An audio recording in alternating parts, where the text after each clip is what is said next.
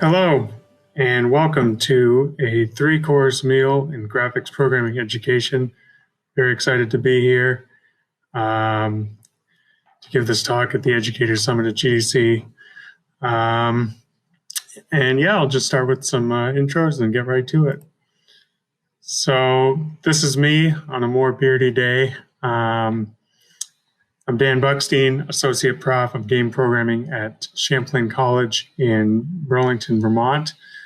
I teach pretty much everything, mostly the stuff that's heavy in math, graphics, animation, physics.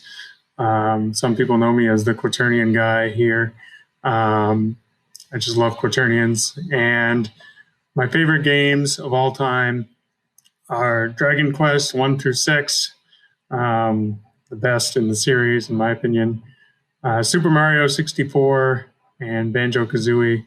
I grew up with an N64, and these games have just impressed me with what they were able to do with graphics at the time. So, so here's what I got for you today.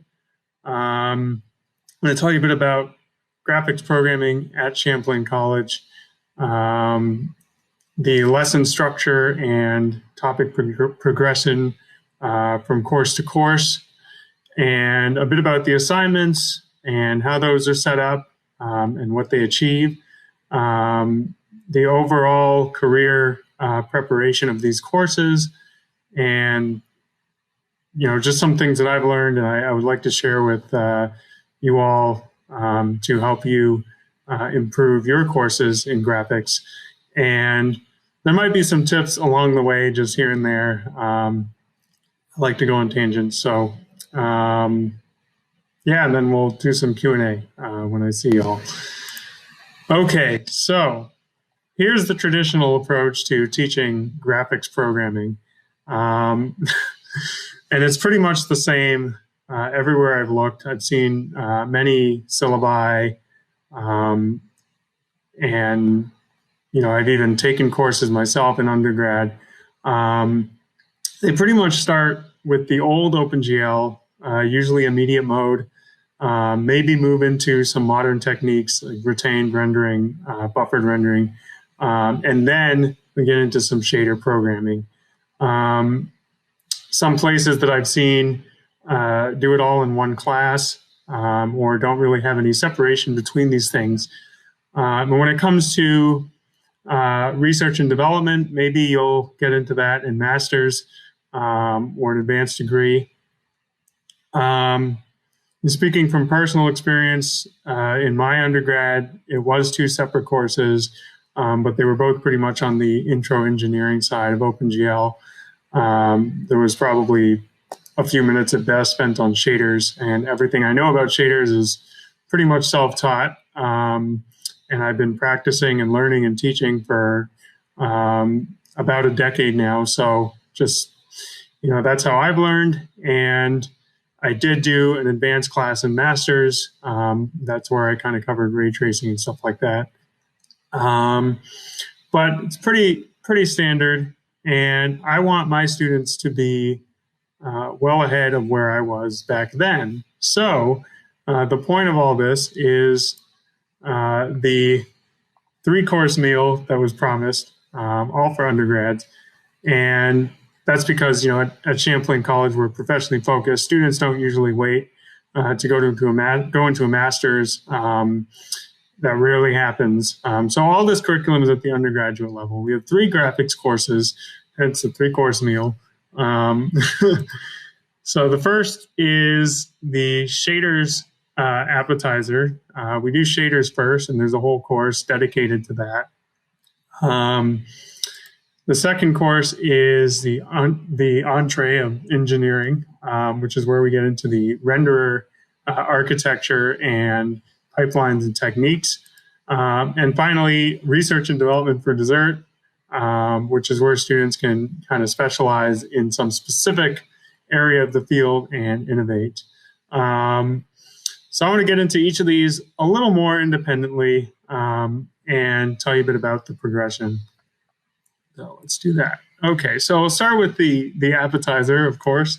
I got a nice little shader salad. here on the side. The course is called Introduction to Modern Graphics Programming. And my colleague, Sajid Farouk, actually talked about just this course a couple of years ago at GDC. And fundamentally, it's exploring the high level of graphics, and shaders really are the fun stuff. So just, it's nice to just see things work. And that's what I mean by immediate gratification or instant satisfaction. You pretty much change this one thing and something happens. So it's really great to see that. It's great for learning really quickly. Another reason why shaders come first in our curriculum is differentiation from the traditional method, of course. It's usually a bit of engineering first, then shaders later. Also more emphasis on modern techniques. So pretty much everything nowadays runs through shader pipelines. So just to get students into that mindset early on really helps. I have a nice little metaphor that I like to share with my students at each class, which is the iceberg. Basically, this class is the tip top. There's a lot more that you can't see, and we're really just covering the basics. So next we move into the entree, the steak and potatoes of the curriculum, which is the engineering side of things in intermediate graphics and animation programming. Here we start to kind of slide down the side of the iceberg towards the cold water below, dark and deep and mysterious. But the idea of the course is to alleviate some of the mystery and give students a fundamental appreciation for how graphics actually works. They play all these games, they see all these cool effects, but they don't really know how it happens. So that's really what this course is about. And it's hard. So the students really, at this point, they should have some more patience built up to be able to dive deeper into the renderer components. Continued emphasis on modern, so it's all about retained and buffered approaches to pretty much everything. Okay, so finally we have dessert. So in advanced real-time rendering, the students who really want to do graphics in their career will take this course as an elective. So it's important to note that the first two classes are required, and they really provide a lot to the game programming general education. But for those who want to go the extra mile, they can take this course. And there's a couple of reasons why the research approach to this course is justified. Career advancement. A lot of the students that I've spoken to in this course, they want to move up the ladder. They want to be leads. They want to be innovators. And they want to dive deeper into things. And that's why they're here. When it comes to portfolio differentiation, I don't want them to be able to go to interviews and just say, I made a thing, but I made a thing and I hope to publish it at a conference or some research forum or something like that. Okay. And of course, we have the iceberg again, which is in the depths, learning what's at the surface, pushing the state of the art and diving deeper. As far as enrollment, the first two courses, we have 3 sections. The first one usually every year, the second one 2, and then the third one is 1 small section. Again, it's really those students who really want to take it. Okay, so let's talk a bit about the lessons and the topic progression. So the intro course starts off with fragments and colors. Pretty much the whole first half of the course uses Shader Toy. And here we really just introduce the concept of, what are shaders? So what is a software renderer versus, what do shaders actually do? Parallelization, and GLSL. So I teach using OpenGL and GLSL. And, a lot of the 3D math concepts really come into play here. And one of the things that I just want to point out is that, yes, the fragment shaders happen at the end of the pipeline. And this is, again, how the pipeline or, the courses are different is that instead of teaching the pipeline in order, like, you have the 3D model with vertices and then you go through the pipeline, you end up at fragments. We start at the fragments because, again, that's where the instant gratification happens. Nice to just change something and see it happen in real time. So again, using ShaderToy, which is a great fragment shader machine, essentially. It's really fun to just mess around with color. And the other thing I'll just say is, when it comes to software versus fragments, I used Peter Shirley's Ray Tracing in One Weekend first book just to kind of show the differences. The point was not do ray tracing, all the way through, but with the CPU approach, the software approach, look at how everything's done sequentially, and then, gee whiz, wouldn't it be great if we had a tool that could parallelize things for us? So just a few of the topics: intro to lighting and shading, intro to textures and images, and post-processing and composition. Again, all done using ShaderToy. Now, the second half of that course is, again, working backwards into vertices and transformations. So I needed a tool, much like ShaderToy, that kind of just does it all already. The students are not ready to dive deep into the engineering side. And I searched the internet for a modern tool, and I found shadered.org, shadered like education. And this does pretty much everything in a nice either web-based or desktop-based interface. I spoke with a developer named D. Franks, is what he goes by on the internet. And really great just to talk with them about it and just learn about the features. And it's pretty hidden. I don't think many people know about this yet, but I'm really happy to have found it because these other platforms like Kick.js and ShaderFrog, they really only focus on the older languages, the older GLSL versions. So I really needed something modern, and I was so happy to find this.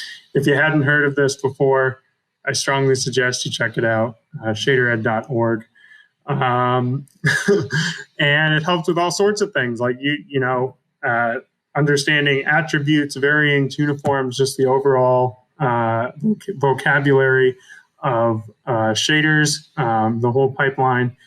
We really dive into transformations in 3D spaces, and the differences between per vertex and per fragments, and again, texturing and multipass. It's really just to be able to have a cohesive shader program. That's what students should have by the end of the course. And then they move on to some other stuff. But just here's a few pictures of some of the things they might see in the class.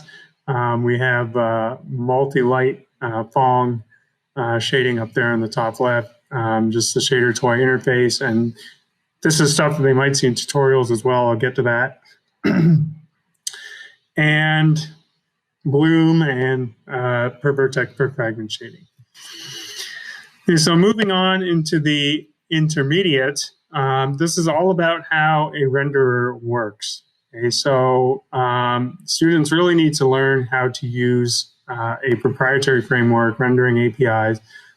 So I wrote one called Animal 3D, which it's a renderer. It has a window and an OpenGL interface. All the content's delivered through Git. So they just pull from my copy, which I give a working version for them, and I have an instructor version for myself that has all the solutions. They don't see that. But it's really just so that they can, really experience working with a proprietary framework. And the link is there to the one that I actually used this past spring. So you can check that out. That's exactly what the students see. And it extends the shaders right into the pipeline, so they really do everything. So there's a lot of the same concepts, which, iteration is key. It's stuff that they've seen before, like lighting and shading and textures, but now through the engineering lens. So how do these things actually get set up to draw a whole image? So they learn about the tools there, like frame buffers, and how to use them for screen space effects. More types of shaders. So far, we've only covered vertex and fragments, but there's also, the geometry, tessellation, and compute. A little tiny bit of compute, but more geometry, tessellation. Using these things to do effects like spline interpolation, keyframe control, hierarchies, skeletal animation, forward kinematics, and using graphics to facilitate these things. So in this picture, we see some G buffers for a deferred rendering pipeline up top. So that's an example of a multi-pass pipeline, and lots of use of frame buffers. On the bottom left, we have a morphing teapot, which is done all in a vertex shader. So learning how that's set up and making it animate over time. On the bottom right there, we have bloom, which is an example of a post-processing effect you might see.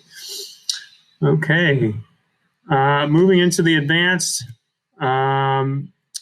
This is where we get into a deeper exploration of the graphics paradigms and techniques. So it's mostly self-driven research and development with a few select topics thrown in. One of the topics that I did this year near the beginning that the student says was actually quite fun was I call it the Graphics API Showdown. It's basically pitting all of the modern APIs against each other and just having the students experience research by finding out pretty much as much as they can about these interfaces in a short amount of time.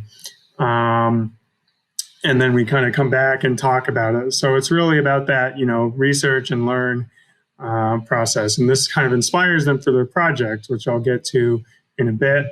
More about compute shaders and general purpose GPU. So some students are interested in simulation on the GPU. So that's one topic. We did a bit about virtual and augmented reality, stereo 3D,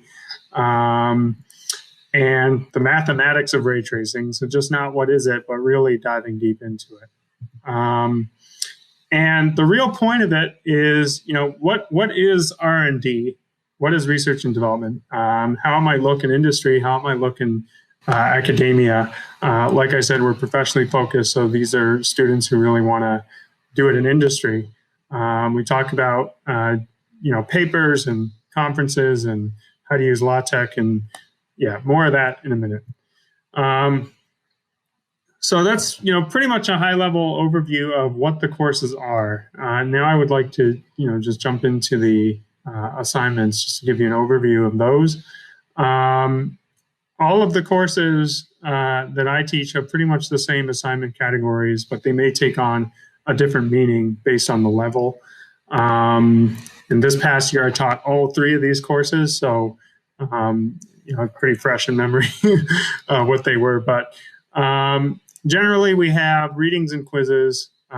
So as prerequisites for the project, there's some knowledge that they should have.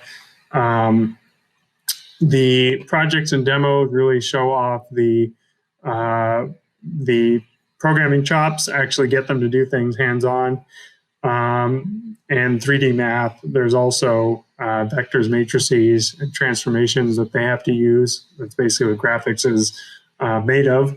And there's also a communication piece, which is, at the bottom there, we have the technical interview. So at the end of the course, I have them kind of simulate applying for a job, and I'm the interviewer, and it's really quick, but it gets to the point. They have to sell themselves.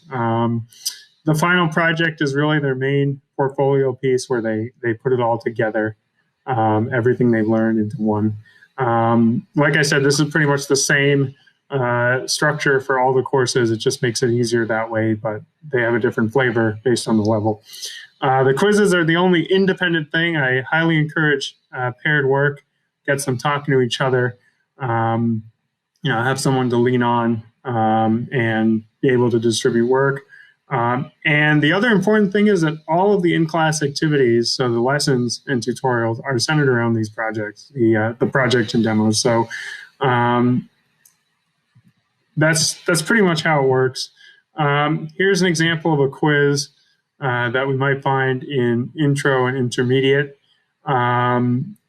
So like multiple choice, some code samples, and they have to substitute, those names there. It's like, give a functional name. So there'll be a drop down of what the most appropriate name is.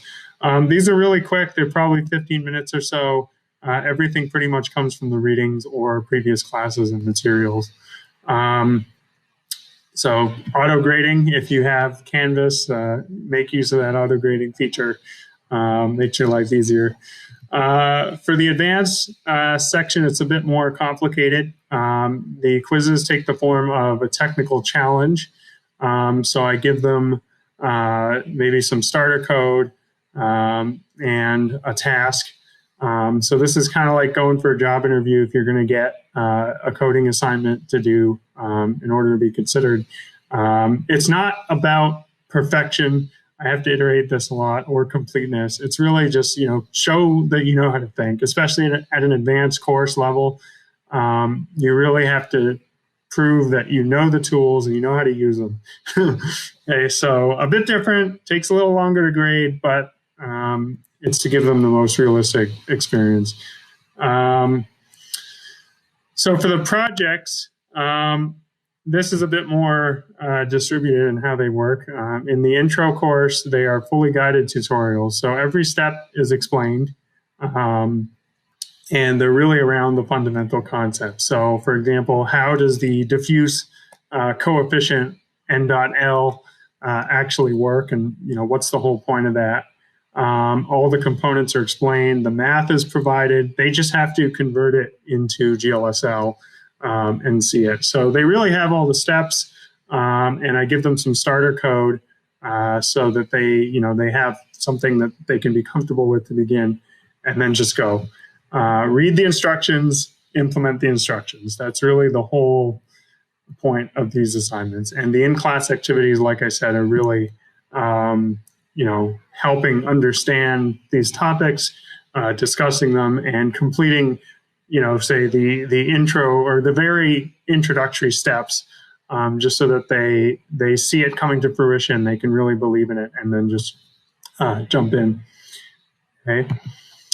Here's an example of some starter code that I might provide. In the instructions, it would say something like implement this function using the following formulas, and outline the steps.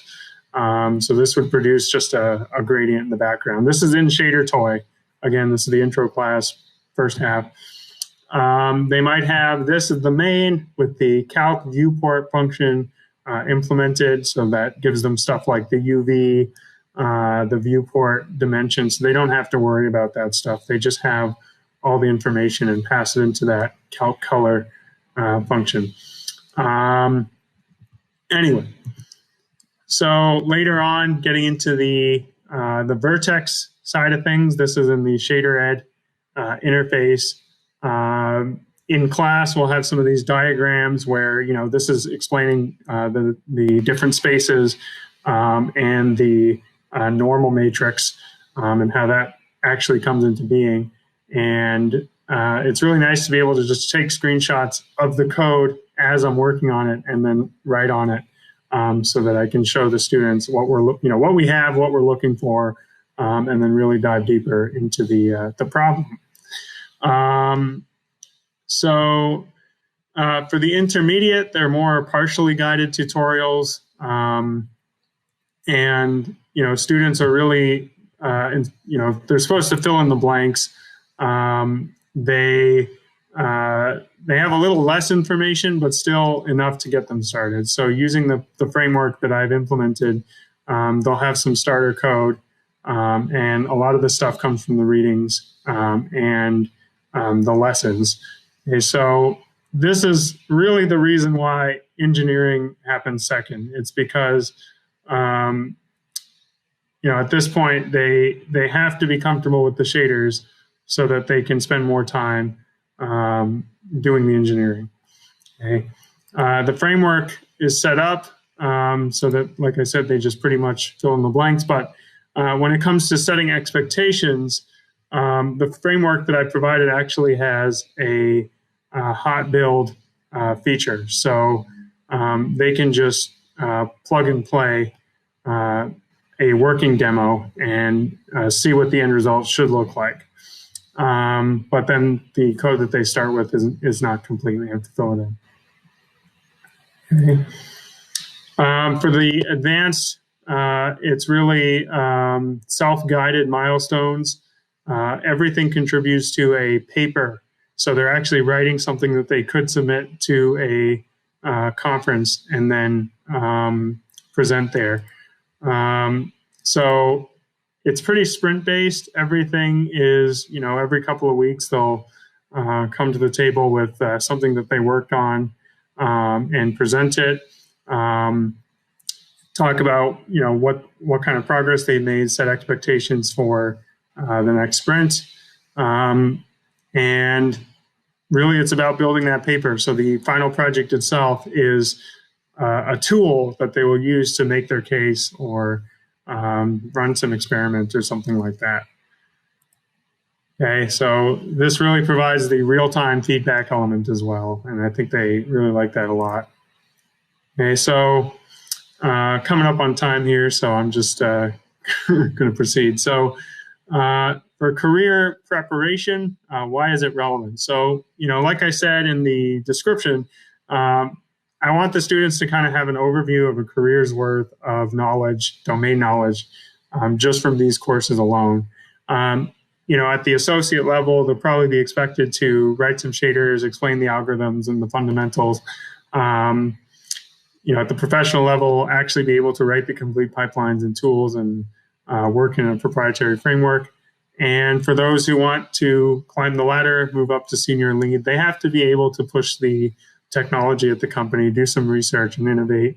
The other thing is I highly encourage people in the other domains and disciplines to come and take these courses. I think they offer a lot to game artists, game designers who want to lean more on the technical side, because these are very technical courses.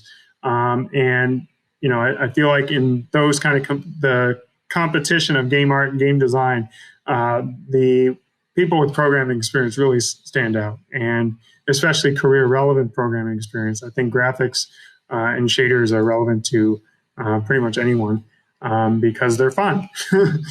And also showing that they can understand the math behind it and apply them in different ways is a very good selling point. We also have a minor. The intro course is required, and the intermediate and advanced are electives for the minor.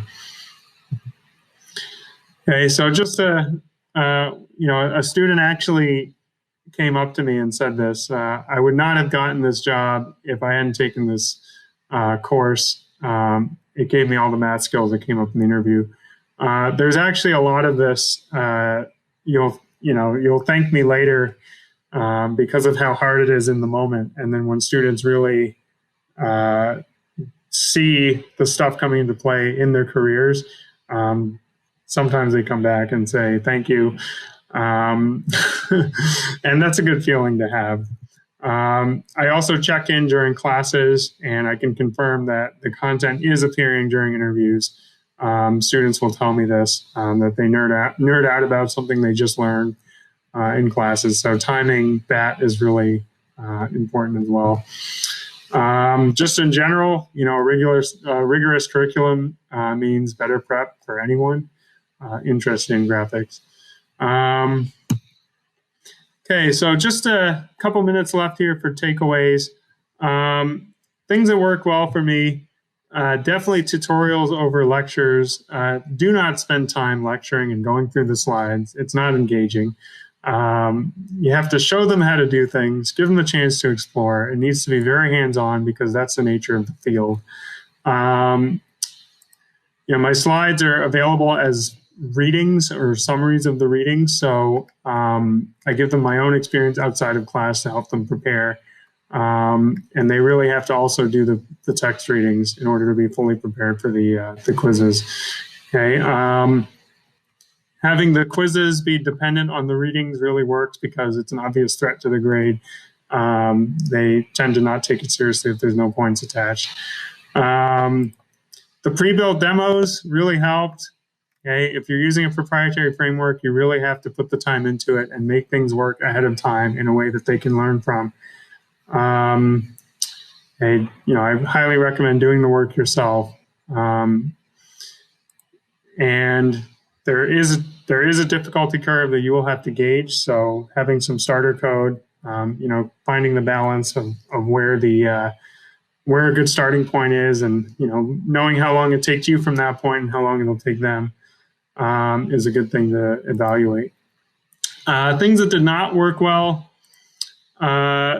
I let them use AnyEngine in the intermediate finals this past year. It was different. I just thought I'd be more lenient due to the pandemic situation, but they just use Unity, and I feel like that took away from what they were really learning.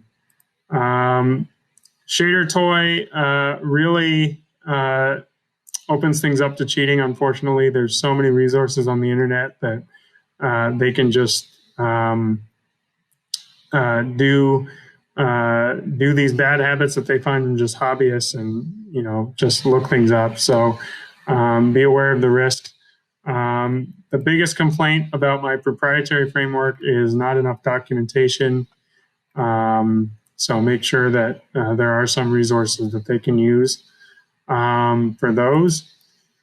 A couple of other things. I wouldn't start with Vulkan. Don't cover ray tracing in intro. And with the nature of today's students, they really need that instant gratification. So here we are, full circle, and set the expectations early on. I'm actually out of time, so thank you very much, and I look forward to taking your questions.